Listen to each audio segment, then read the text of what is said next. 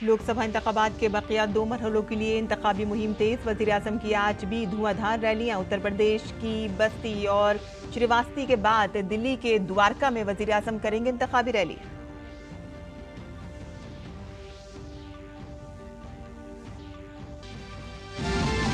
BJP के बड़े लीडरों ने भी मुख्तलिफ रियासतों में संभाली कमान। मगरबी बंगाल में जेपी नड्डा और अमित शाह के रोड शो और जलसे। राजनाथ सिंह हरियाणा में, मोहन यादव उत्तर प्रदेश के कुशीनगर में, जबकि हेमंत बिस्व शर्मा और शिवराज सिंह चौहान झारखंड में करेंगे इंतखाबी जलसे।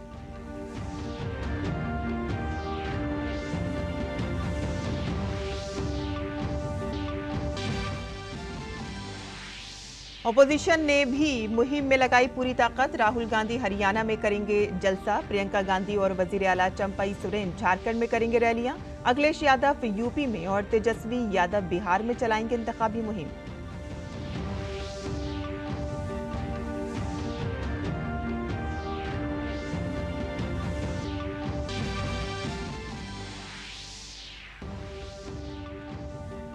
और मुंबई क्राइम ब्रांच ने घाटकोपर होल्डिंग हादसे केस में तश्कील दी। SIT in-charge inspector Mahesh Tawade करेंगे 6 अफसरान की टीम की क़यादत।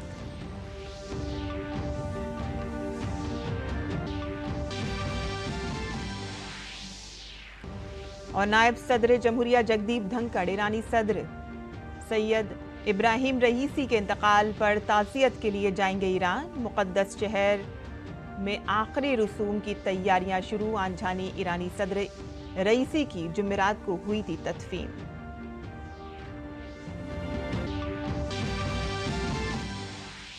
और मुल्क का शुमाल मशरक़ी हिस्सा शदीद गर्म लहरों की जद में। राजस्थान, पंजाब, हरियाणा, दिल्ली, एनसीआर और उत्तर प्रदेश में अगले 4 दिनों तक गर्मी की लहर रहेगी जारी। जबकि दूसरी जानिब जनूबी हिंदुस्तान की तरफ बढ़ रहा है मानसून। 4 दिन शदीद बारिश का ऑरेंज अलर्ट जारी।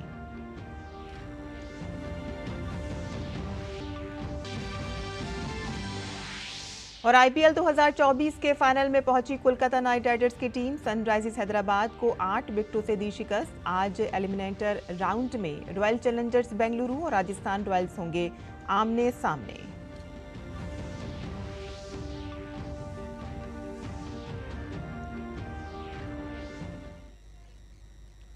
आदाब नाज़रीन, खबरनामे में आपका इस्तकबाल है। मैं हूं साइमा खान। अब खबरें तफसील से।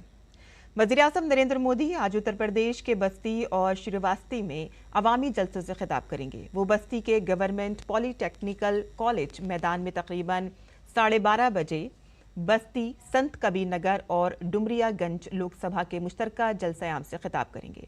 और इसके बाद वो तकरीबन 2:30 बजे श्रीवास्ती हवाई अड्डे के सामने कटरा बाजार में जलसा-ए-आम से खिताब करेंगे। आपको बता दें कि बस्ती, संत कबीर नगर और डुमरियागंज श्रीवास्ती की सीटों पर 25 मई को वोटिंग होनी है। यूपी के अवामी जलसों से खिताब करने के बाद पीएम नरेंद्र मोदी शाम 6 बजे दिल्ली के द्वारका में एक रैली करेंगे और वोटरों से बीजेपी के हक में वोट देने की अपील करेंगे।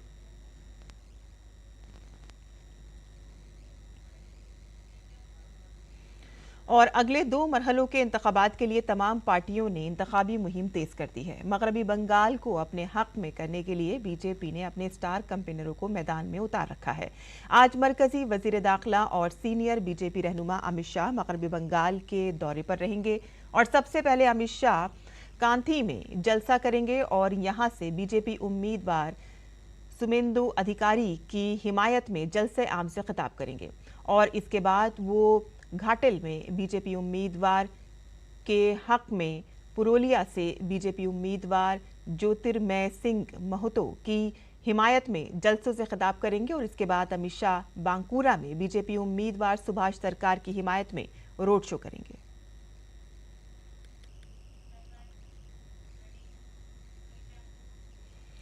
और लोकसभा इंतखाबात के बकिया 2 मरहलों के लिए इंतखाबी मुहिम जोरों शोर से जारी है। बीजेपी के स्टार कैंपेनर और कौमी सदर जगत प्रकाश नड्डा आज मगरबी बंगाल के दौरे पर होंगे। जेपी नड्डा आज हावड़ा में जलसे आम से खिताब करेंगे और इसके बाद नड्डा कोलकाता में भी एक रैली करेंगे।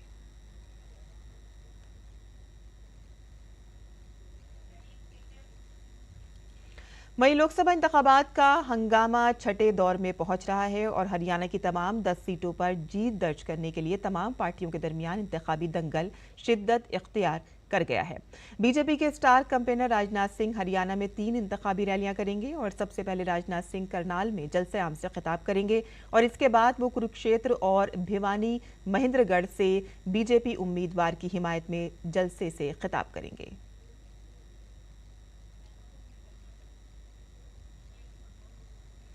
और बीजेपी की दीगर रैलियों के बारे में अगर बात करें तो आसाम के वजीर आला हेमंत बिस्व शर्मा धनबाद पार्लिमानी हलके से बीजेपी उम्मीदवार डुल्लू महतो की हिमायत में बोकारो में एक अवामी रैली से खिताब करेंगे।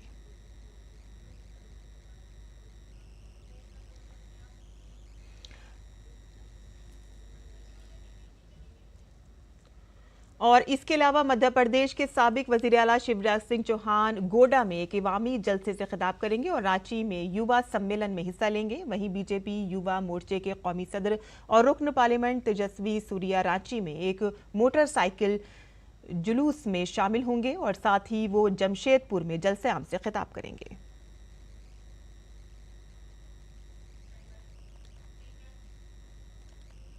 और लोकसभा इंतखाबात के 2 मरहलों के लिए ऑपोजिशन इंडी इत्तेहाद ने अपनी पूरी ताकत लगा दी है। कांग्रेस लीडर राहुल गांधी आज हरियाणा के दौरे पर होंगे। वो चिरकी, दादरी, भिवानी, महेंद्रगढ़ और सोनीपत में अवामी जलसा करेंगे और पंचकूला में संविधान सम्मान सम्मेलन में भी शिरकत करेंगे। कांग्रेस लीडर प्रियंका गांधी झारखंड के रांची और गोडा में 2 इंतखाबी रैलियों से खिताब करेंगी। झारखंड के वजीर आला चंपई सोरेन भी प्रियंका के साथ जलसे आम में मौजूद रहेंगे और इसके अलावा इंडी इत्तेहाद के अखिलेश यादव यूपी और तेजस्वी यादव बिहार में भरपूर मुहिम चलाएंगे।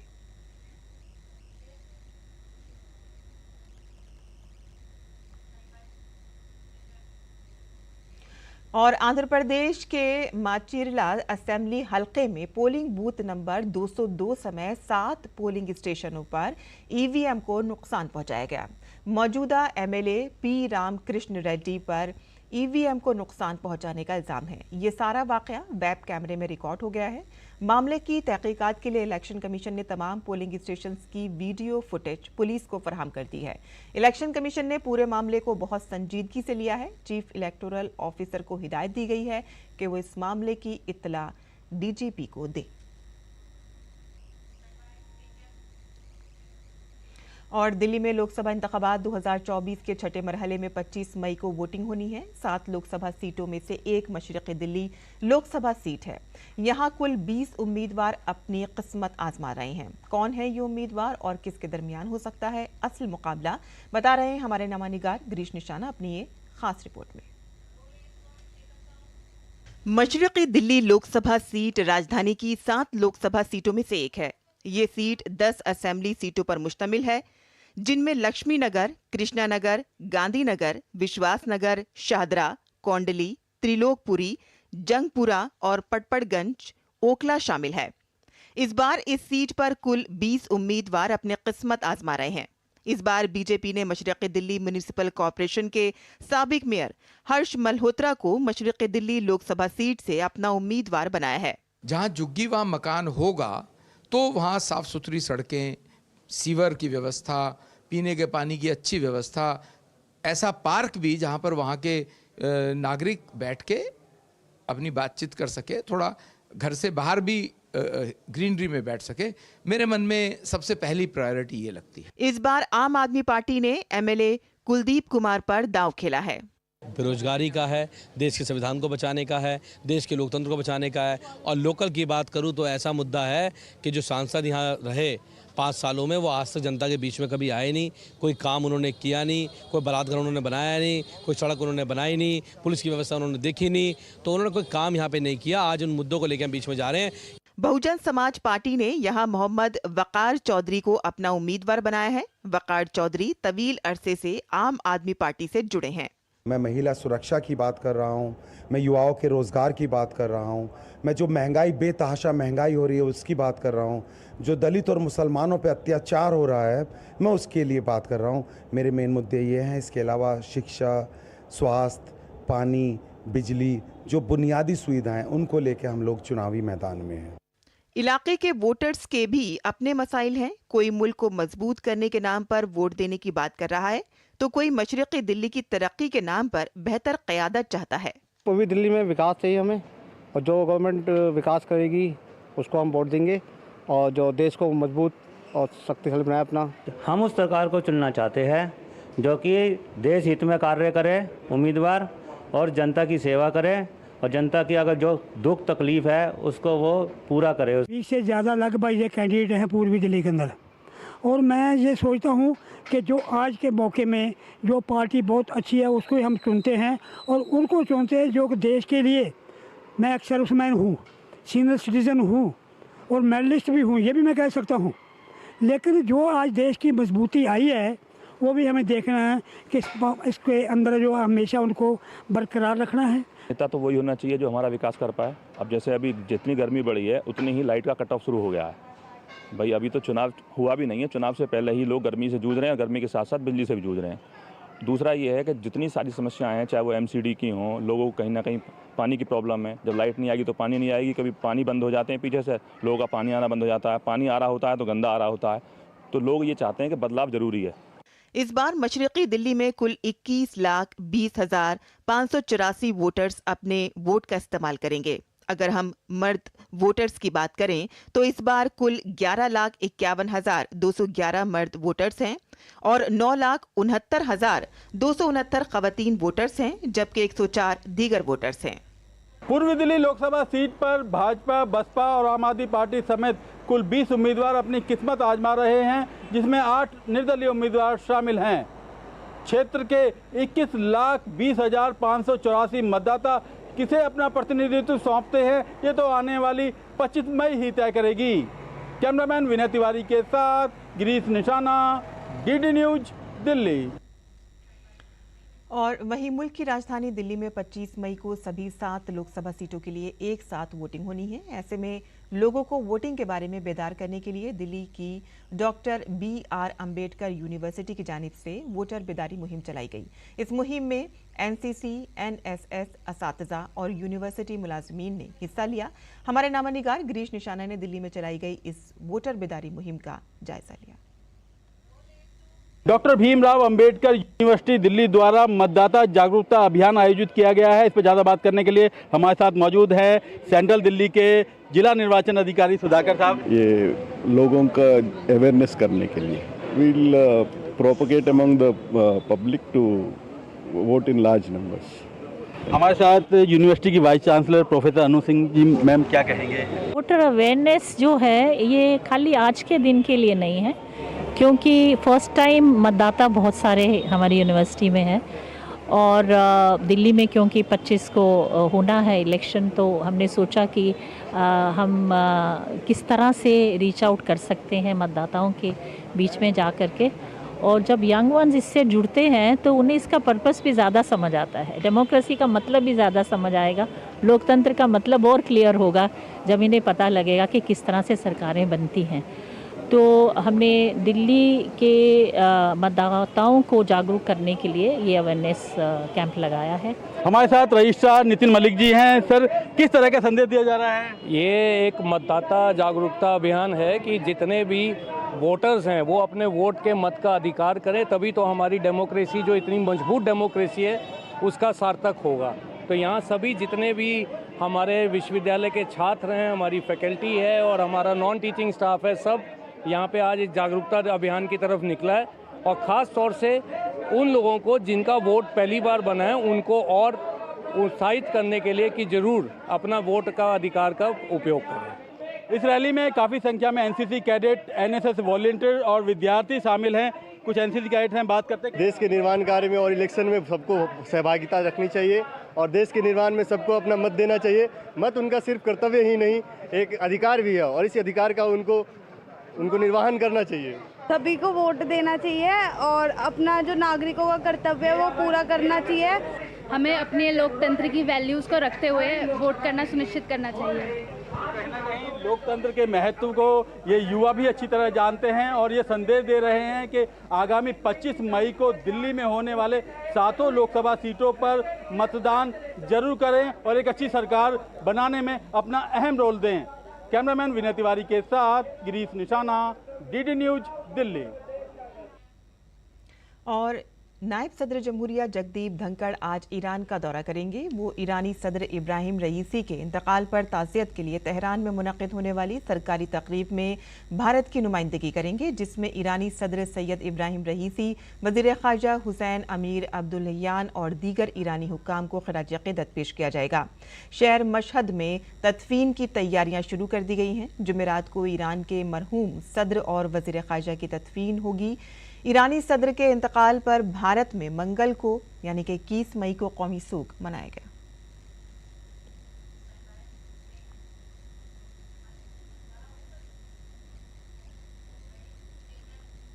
और मनी लॉन्ड्रिंग केस में मुलजिम झारखंड के साबिक सीएम हेमंत सोरेन के केस की समाअत आज सुप्रीम कोर्ट में जारी रहेगी।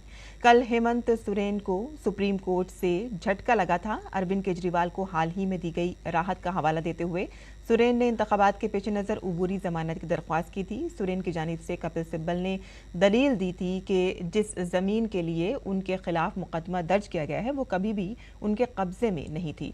ईडी की जानिब से ASG SV राजू ने कहा है कि सोरेन केजरीवाल को दी गई राहत का हवाला देते हुए जमानत का मुतालबा नहीं कर सकते। दोनों सूरतों में हक़ाइक़ मुख्तलिफ हैं। सोरेन को इंतखाबात से कबल गिरफ्तार किया गया था। फिर इस मामले में अदालत ने सोरेन के खिलाफ चार्जशीट का नोटिस लिया है, यानी कि निचली अदालत ने उनके खिलाफ मुकदमे को पहली नज़र में कबूल कर लिया था और उन्होंने कहीं भी इस हुक्म को चैलेंज नहीं किया। यही नहीं, सोरेन की जमानत की दरख्वास्त भी मुस्तरद कर दी गई थी। बहरहाल हेमंत सोरेन की उबूरी जमानत की अर्जी पर आज सुप्रीम कोर्ट में समाअत जारी रहेगी।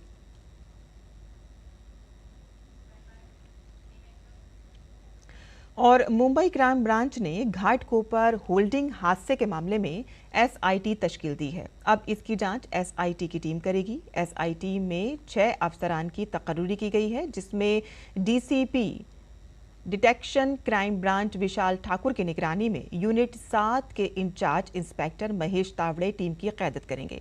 मुंबई क्राइम ब्रांच ने बताया है कि SIT ने मरकजी मुलजिम भावेश भिंडे की रिहाइश गाह की छानबीन की है और वहां से अहम दस्तावेजात को जब्त किया है। भावेश के मुख्तलिफ बैंकों में कुल 7 बैंक अकाउंट्स हैं। पुलिस इस बात की भी जांच कर रही है कि भावेश को होल्डिंग्स का ठेका कैसे मिला और उसने कितनी कमाई की। और इसके अलावा SIT ने भावेश भिंडे की कंपनी के कुछ ओहदेदारों के बयानात भी रिकॉर्ड किए हैं। दरअसल 13 मई को धूल भरी आंधी के बाद मुंबई के घाटकोपर में गैर कानूनी होल्डिंग एक पेट्रोल पंप पर गिर गई थी, जिसमें 16 अफराद हलाक हो गए थे।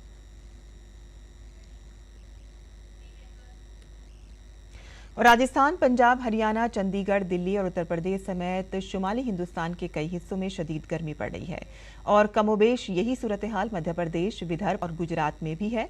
महकमे मौसमियात ने अगले 4 रोज तक गर्मी की लहर का रेड अलर्ट जारी कर दिया है। महकमे मौसमियात के मुताबिक अगले 2 दिनों के दौरान जनूब मशरक़ी बहरा अरब के कुछ हिस्सों, मालदीव, कोमरेन के इलाके, जनूबी खलीज बंगाल और जज़ायर अंडमान और निकोबार के कुछ मजीद हिस्सों में जनूब मगरबी मानसून के लिए हालात साजगार होंगे। और इसके अलावा अगले 2 से 3 दिनों के दौरान तमिलनाडु, पुडुचेरी, कराईकल, केरल और कर्नाटक में शदीद बारिश का इम्कान है। दिल्ली की बात करें तो चिलचिलाती गर्मी अगले 2 से 3 दिन तक जारी रहने का इम्कान है। तो वहाँ ज़्यादा से ज़्यादा दर्जे हरारत 42.4 डिग्री सेल्सियस तक पहुंच गया है, जो मामूल से 2 डिग्री ज़्यादा है। और कम से कम दर्जे हरारत 31 डिग्री सेल्सियस के आसपास रहा।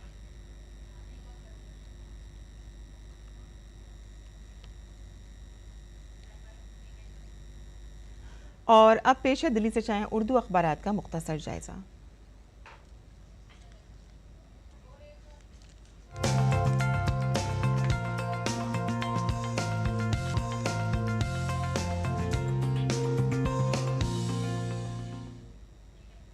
तो दिल्ली से शाया होने वाले उर्दू के अखबारात पर नज़र डालें तो सफ़े अव्वल की सुर्खी कुछ इस तरह से है कि ईरानी सदर की हादसाती मौत की तहकीकात शुरू हो गई है। मुसल्लह अफवाज के चीफ ऑफ स्टाफ ने तहकीकात के लिए एक आला सतही कमेटी तश्कील दी है। आगे की खबरों को भी जान लेते हैं। बता दें आपको कि मुल्क भर में शदीद गर्मी पड़ रही है। यहाँ बताया गया है कि शदीद गर्मी का सिलसिला अभी भी जारी रहेगा। दर्जे हरारत यहाँ पर ज़्यादा से ज़्यादा 47 डिग्री से मुतजावज़ कर गया है। महकमा मौसमियात ने अलर्ट जारी किया है। शदीद गर्मी के सबब बिजली की मांग में भी बहुत ज़्यादा इजाफा देखा जा रहा है। आगे की खबरें भी जान लेते हैं। और यहाँ आपको बता दें कि हिंदुस्तान में भी कोरोना के एक नए वेरिएंट यानी कि फ्लड का ख़तरा लगातार बढ़ता ही जा रहा है। दरअसल कोरोना के नए वेरिएंट ने अब डराना शुरू कर दिया है। कई ममालिक में इस नए वेरिएंट के सबब कोरोना इन्फेक्शन के मामलों में इजाफा देखने को मिला है, जिसमें सिंगापुर में तो हालात खौफनाक दिखाई दे रहे हैं और साथ ही साथ अमेरिका में भी हालात तशवीशनाक हैं। उधर हिंदुस्तान में भी गुज़िश्ता एक माह में कोरोना मुतासरीन की तादाद में भी काफ़ी इजाफा देखा गया है। आगे की खबर भी जान लेते हैं। बैनुल-अक़वामी सफ़े से भी हमने यहाँ पर कुछ खबरें ली हैं। यहाँ आपको बता दें कि आलमी अदालत ने जो सदर पुतिन को के गिरफ्तारी की बात कही थी, उसी की मुखालिफत करते हुए अब अमेरिका सामने आया है और उन्होंने नेतन्याहू के मुमकिना गिरफ्तारी वारंट पर अमेरिका बहुत नाराज़ है और उन्होंने कहा है कि आलमी अदालत इंसाफ का फैसला इश्तियाल अंगेज है और गज़ा में इजराइल नस्ल कुशी नहीं कर रहा है। जो बाइडन का ये बयान आया है। आगे की खबरें भी जान लेते हैं। वहीं गज़ा के हालात इस तरह के हो गए हैं कि यहाँ पर तकरीबन 36 अस्पतालों में से 31 अस्पताल जो हैं वो पूरी तरह से तबाह हो चुके हैं। यूरोपीय यूनियन ने अपनी रिपोर्ट में ये बात कही है। तो ये थी अखबारात की सुर्खियाँ जो हमने आपके लिए चुनी थी। और आगे बढ़ते हैं और मज़ीद कुछ और बैनुल-अक़वामी खबरें भी जान लेते हैं, जहां पाकिस्तान में चिलचिलाती गर्मी के बाइस इंतज़ामिया ने स्कूल बंद करने, इम्तिहानात मुलतवी करने और अस्पतालों को अलर्ट रहने की हिदायत दी है। और इसके अलावा बाज़ इलाकों में दिन का दर्जे हरारत यहाँ पर 50 डिग्री से तजावुज़ करने का भी इम्कान है। मकामी मीडिया के मुताबिक दर्जे हरारत मामूल से 8 डिग्री तक बढ़ रहा है। पाकिस्तान में ये मुसलसल तीसरा साल हो गया है कि जब दर्जे हरारत 50 डिग्री से ऊपर जा रहा है, जिससे इंसानों और जानवरों के लिए खतरा पैदा हो गया है। वही बात करें अगर अमेरिका की, तो अमेरिका के कई इलाकों में मौसम की तबाहकारियां जारी हैं। अमेरिकी रियासत नेब्रास्का के शहर ओमाहा में शदीद तूफान के बाद सड़कें ज़ेर-ए-आब आ गई हैं। तेज़ बारिश, ज़ालाबारी और तेज़ हवाओं के बाद कई कारें पानी में फंसी हुई देखी गई हैं और 96 किलोमीटर फी घंटे की रफ्तार से तूफान के बाद बिजली भी चली गई है, जिसकी वजह से हज़ारों मकीन बिजली से महरूम हो गए हैं।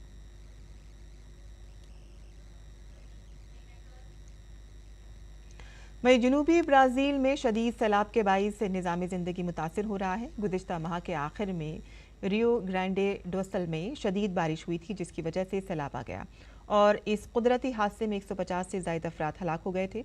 दूसरी जानिब लोगों को महफूज मकामात पर मुंतकिल किया जा रहा है, जबकि कुछ मकामी लोग अपना घर छोड़ने को तैयार नहीं हैं। काबिल ज़िक्र है कि सैलाब की वजह से 5 लाख अफराद बेघर हो चुके हैं, जबकि 100 अफराद ताहाल लापता हैं।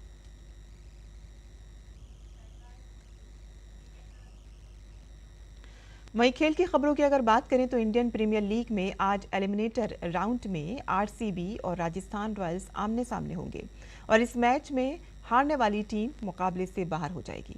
फातेह टीम को क्वालिफायर 2 में खेलेगी। राजस्थान रॉयल की टीम पॉइंट्स टेबल में तीसरे नंबर पर रही है, जबकि आरसीबी ने नेट रन रेट की बुनियाद पर चेन्नई सुपर किंग्स को शिकस्त देकर प्ले ऑफ में दाखिला हासिल किया है। वहीं कोलकाता नाइट राइडर्स ने आईपीएल 2024 के फाइनल में जगह बना ली है। कल खेले गए मैच में कोलकाता ने सनराइजर्स हैदराबाद को 8 विकेटों से शिकस्त दी। सनराइजर्स हैदराबाद ने पहले बैटिंग करते हुए 19.3 ओवर में 159 रन बनाए। जवाब में केकेआर ने 13.4 ओवर में 2 विकेट पर 164 रन बनाकर मैच जीत लिया। कोलकाता के लिए श्रेयास ने 24 गेंदों में 5 चौकों और 4 छक्कों की मदद से नाकाबिले शिकस्त 58 रन बनाए। वेंकटेश अय्यर ने 28 गेंदों पर 5 चौकों और 4 छक्कों की मदद से 51 रन की नॉट आउट इनिंग्स खेली। कोलकाता की टीम चौथी बार आईपीएल के फाइनल में पहुंची है और इससे कबल ये टीम 2012, 2014 और 2021 के सीजन के टाइटल मैच तक पहुंचती थी, जिसमें से वो 2 मरतबा ट्रॉफी जीतने में कामयाब रही थी। और अब जान लेते हैं मुल्क भर के मौसम का हाल।